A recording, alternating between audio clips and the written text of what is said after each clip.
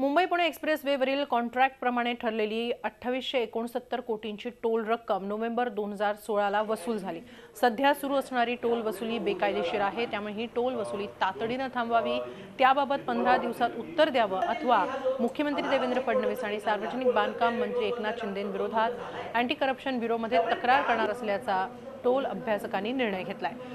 2019 पर्यंत या मार्गावरील विद्यमान कॉन्ट्रॅक्टरकडे टोल वसुलीचे अधिकार आहेत, मात्र निर्धारित केलेली रक्कम आधीच वसूल झाल्यामुळे ही टोल वसुली थांबवावी अशी मागणी टोल अभ्यासकांनी केली आहे।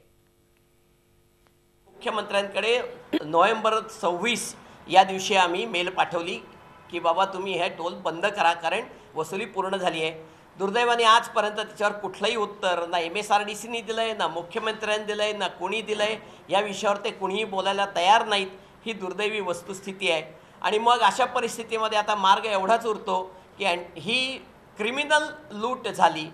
अशा प्रकारे जर नागरिकांच्या खिशातले पैसे जात असतील तर हा क्रिमिनल ऑफेन्स आहे, म्हणून आम्ही अँटी करप्शनकडे आता त्याची तक्रार दाखल करणार आहोत। 10 किलोमीटरच्या त्रिज्येमध्ये रजिस्टर झालेल्या वाहनांना टोलमधून सुटका द्यायची किंवा त्यांना कन्सेशन रेटमध्ये वाहतूक करायला परवानगी द्यायची अशा स्वरूपाचा निर्णय आहे। तसं नोटिफिकेशन प्रत्येक टोल प्रोजेक्टच्या बाबतीत निघत असतं, परंतु ते मुंबई एंट्री पॉईंट आणि मुंबई एक्सप्रेसवे या 2 प्रोजेक्टवरती मात्र गव्हर्नमेंटने लागू केलेलं नाहीये। झी 24 तास रहा एक पाऊल पुढे।